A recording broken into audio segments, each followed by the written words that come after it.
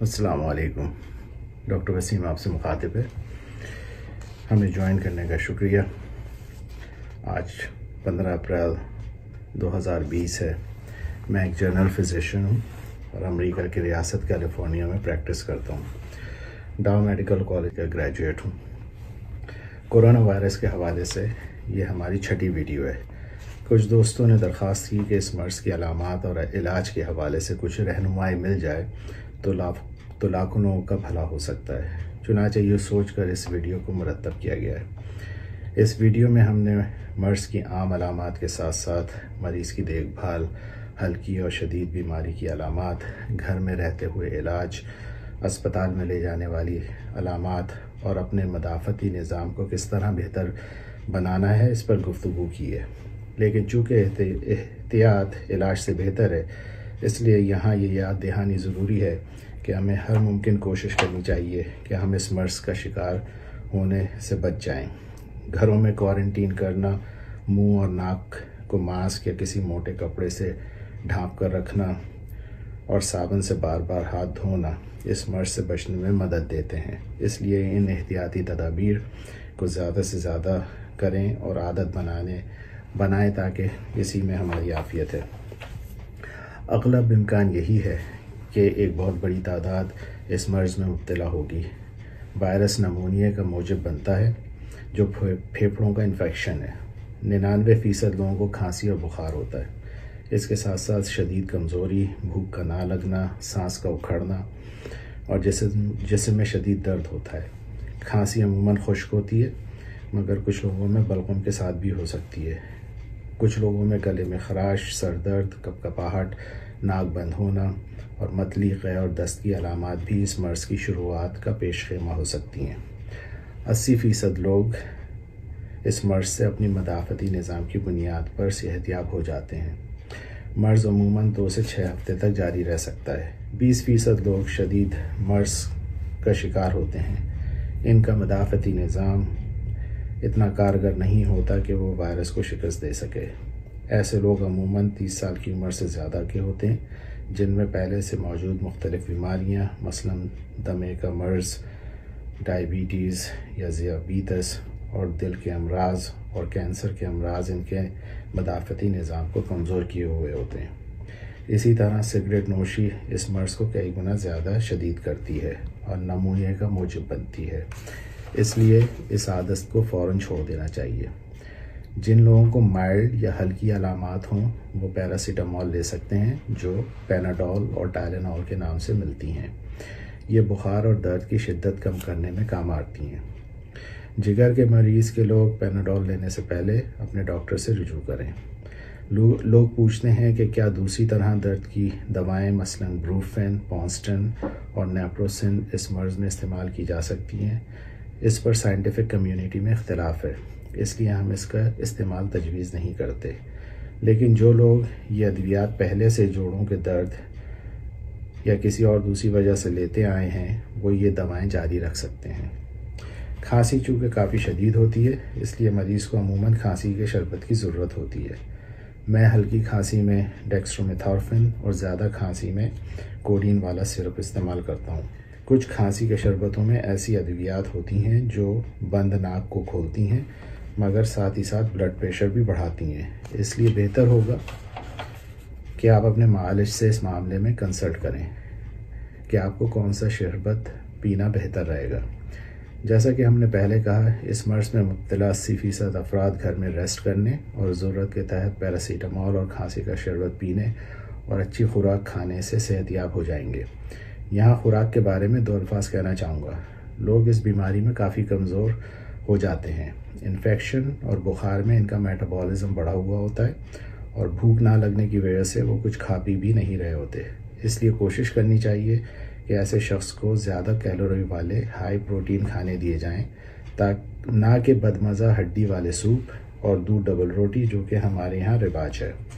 جس گھر میں کسی کو بھی اگر کورونا وائرس کا خدشہ ہو تو اسے اپنے آپ کو دوسروں سے آئسولیشن میں لے جانا چاہیے، ایک الگ کمرے میں رہنا چاہیے اور گھر کے دوسرے افراد سے میل جول سے پرہیز کرنا چاہیے۔ گھر میں موجود کورونا وائرس کے انفیکشن زدہ شخص کی وجہ سے دوسرے لوگوں میں انفیکشن کا رسک کئی گنا بڑھ جاتا ہے۔ بخار کی حالت میں ڈی ہائیڈریشن یعنی جسم میں پانی کی کمی کا خطرہ بڑھ جاتا ہے، لہٰذا مریض کو متوازن محلول پینا چاہیے۔ 1 لیٹر پانی میں 1 چائے کا چمچہ نمک اور حسب ذائقہ چینی ملا کر آپ گھر میں ORS خود بھی بنا سکتے ہیں۔ اس کو زیادہ سے زیادہ پئیں اور ڈی ہائیڈریشن سے بچیں۔ اب چند باتیں ایسے مریضوں کے لیے جن کو مرض بڑھ کر سیویئر یا شدید کے زمرے میں آ گیا ہے۔ ایسے لوگوں میں پہلے بتائی گئی علامات کے ساتھ ساتھ سانس گھٹنے یا سینے میں درد کی تکلیف ہونا شروع ہو جاتی ہے۔ ایک نارمل شخص تقریباً 20 مرتبہ 1 منٹ میں سانس لیتا ہے۔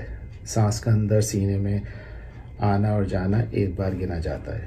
اس مرض میں جب پھیپھڑوں میں نمونیا کا اثر بڑھ جاتا ہے اور پھیپھڑوں سے خون میں آکسیجنیشن کم ہو جاتی ہے تو انسان کو دم گھٹتا محسوس ہوتا ہے اور نتیجتاً سانس کی رفتار بڑھ جاتی ہے۔ اگر کسی بیمار میں ریسپریٹری ریٹ یعنی سانس لینے کا عمل 30 دفعہ فی منٹ سے بڑھا ہوا ہو اور چند قدم چلنے پر ہی اس کا سانس اکھڑنے لگے یا وہ آرام کی حالت میں بھی سانس کی تکلیف محسوس کر رہا ہو تو ایسے مریض کو فوراً ہسپتال چلے جانا چاہیے۔ اس کے ساتھ ساتھ ہونٹوں اور انگلیوں کا اگدھا نیلا ہونا بھی خون میں آکسیجن کی کمی کی ایک علامت ہے۔ ایسے مرض کو اضافی آکسیجن بذریعہ ماسک اور انتہائی اقدام کی صورت میں وینٹیلیٹر سپورٹ کی ضرورت ہو سکتی ہے۔ جو لوگ شدید علامات یعنی سیویئر سمپٹمز کے ساتھ ICU میں ایڈمٹ ہوتے ہیں ان کو مختلف ادویات دی گئی ہیں جن میں ریمڈیسیویر، ہائیڈروکسی کلوروکوئن اور ایزیتھرومائسن شامل ہیں، مگر سائنٹیفک کمیونٹی میں ان ادویات کی افادیت کے بارے میں اختلاف ہے۔ اسی طرح کرونا وائرس سے صحت یاب افراد کے خون سے پلازما اور اینٹی باڈیز کو کشید کر کے شدید بیمار افراد کو انجیکشن کی صورت میں دینے کا علاج ابھی تجرباتی منظروں سے گزر رہا ہے، چنانچہ ان کی افادیت پر کچھ زیادہ نہیں کہا جا سکتا۔ اب جب صورتحال یہ ہے کہ نہ تو ہمارے پاس وائرس کو انسانی جسم میں فنا کرنے کے لیے کوئی دوا ہے اور نہ ابھی کوئی ویکسین اس کے تدارک کے لیے ایجاد ہوئی ہے، تو ہماری کوشش ہونی چاہیے کہ ہم اپنے جسم کے مدافعتی نظام کو بہتر بنانے کی طرف توجہ دیں۔ اس سلسلے میں چند معذورات اور گزارشات پیش کرنا چاہوں گا۔ پہلی چیز تو یہ ہے کہ سگریٹ نوشی سے مکمل اعتراض برتا جائے۔ ہم پہلے ہی بتا چکے ہیں کہ جو لوگ سگریٹ پیتے ہیں ان میں نمونیا کا چانس 14 گنا بڑھ جاتا ہے۔ ایکسرسائز کی عادت ڈالیں۔ ایک صحت مند جسم کے لیے 6 سے 8 گھنٹے کی نیند کا اہتمام کریں۔ وائٹامن ڈی اور زنک کی مقدار اپنی خوراک میں بڑھائیں۔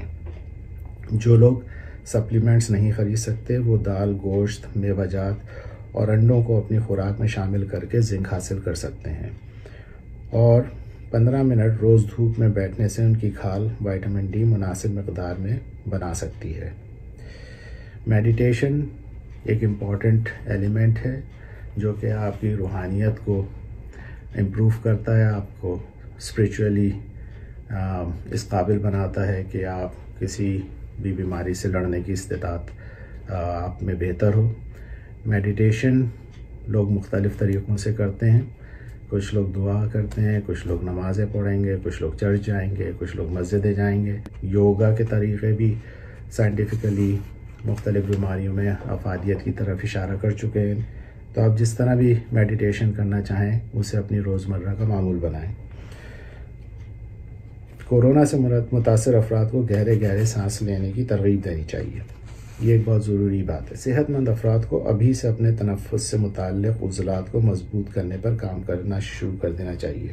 پھیپھڑوں میں سانس آنے کا عمل انسپریشن اور ایکسپریشن پر منحصر ہوتا ہے۔ انسپریشن ایک ایکٹیو پروسیس ہے جس کے اندر سینے کے ریسپریٹری مسلز جن کو ہم انٹرکاسٹل مسلز کہتے ہیں وہ سکڑتے ہیں، اس طرح سے سینے کے جو کیپیسٹی ہے اس کو بڑھاتے ہیں اور سانس جو ہے وہ اندر جاتا ہے پھیپھڑوں کے اندر۔ اسی طرح ڈائفرام جو مسل ہوتا ہے جو کہ چھاتی اور پیٹ کے درمیان ہوتا ہے، اس کے سکڑنے سے بھی سینے کا ڈائیمیٹر بڑھتا ہے اور سانس اندر جاتا ہے۔ ایکسپریشن ایک پیسیو عمل ہے جس کے اندر جو ہے یہ مسلز دوبارہ ریلیکس ہو جاتے ہیں اور چیسٹ کا جو ریکوائل ہے وہ واپس اسے اس کی اصل پوزیشن پہ لاتا ہے اور پھیپھڑوں سے سانس باہر نکل جاتا ہے. یہ ایک نارمل عمل ہے. جن لوگوں کو کرونا وائرس کا انفیکشن ہوا ہوتا ہے اور جن لوگوں میں سانس اکھڑنے کا احساس ہو رہا ہوتا ہے, دم گھٹ رہا ہوتا ہے, وہ تیز تیز سانس لے رہے ہوتے ہیں, ایسے میں ان کا جو سانس ہے وہ پھیپھڑوں تک نہیں پہنچ رہا ہوتا بلکہ سانس کی نالیوں تک محدود رہتا ہے.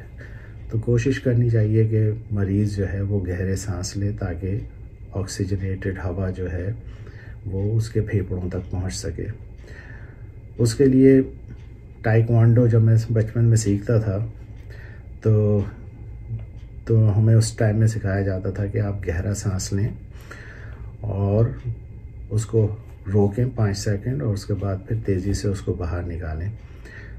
تو میں آپ کو یہ کر کے دکھاتا ہوں کہ پہلے آپ یہ کوشش کریں کہ گہرا سانس لیں, پھر 5 تک کاؤنٹ کریں اور پھر جو باہر نکالنے کا عمل ہے اس کو بھی آپ ایکٹیولی کریں. سو گہرا سانس ہم لیں گے.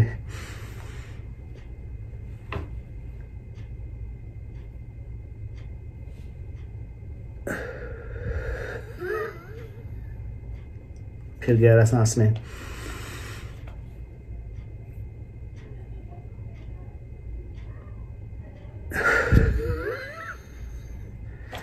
کچھ لوگ سانس نکالتے وقت کہتے ہیں کہ اگر آپ کھانس لیں تو وہ بھی اتنا ہی افیکٹو ہے. تو گہرا سانس لینے کے بعد 5 منٹ روکیں اور جب نکالیں تو زور سے کھانس لیں. یہ عمل دن میں کئی دفعہ کریں. اس سے آپ کے ریسپریٹری مسلز جو ہیں, جو تنفس کے مسلز ہیں, وہ مضبوط ہوں گے اور کورونا وائرس کے مریض کو یہ اس طرح سے سانس لینا چاہیے تاکہ آکسیجنیشن برقرار رہے خون میں. آخر میں ایک امپورٹنٹ بات یہ بھی ہے کہ جن لوگوں کو کرونا وائرس ہوا ہو انہیں چاہیے کہ وہ سائڈ پر لیٹیں, اپنے پہلو پر, کمر کی طرف نہیں, کیونکہ نارملی آکسیجنیشن جو ہے وہ پھیپھڑوں کے پچھلے حصوں سے ہوتی ہے, اور جب آپ کو انفیکشن ہوا ہوتا ہے اور اگر آپ کمر پہ لیٹے ہوئے ہوتے ہیں تو آکسیجنیشن بہت بری طرح متاثر ہوئی ہوتی ہے. اور تو بہتر یہ ہے کہ آپ اپنے پہلو پہ لیٹیں اور اگر جب لیٹنے کی ضرورت ہو, لیکن زیادہ سے زیادہ موبائل رہیں. اگر آپ لیٹے ہوئے ہیں تو زیادہ سے زیادہ بیٹھیں, اگر آپ بیٹھے ہوئے ہیں تو کھڑے بھی ہوں اور گہرے سانس لیتے رہیے. امید کرتا ہوں کہ آپ اپنا اور اپنے ارد گرد کے لوگوں کا خیال رکھیں گے. آخر میں دعا گو ہوں کہ اللہ ہمیں اور آپ کو اس مرض سے محفوظ رکھے. آمین. اللہ حافظ.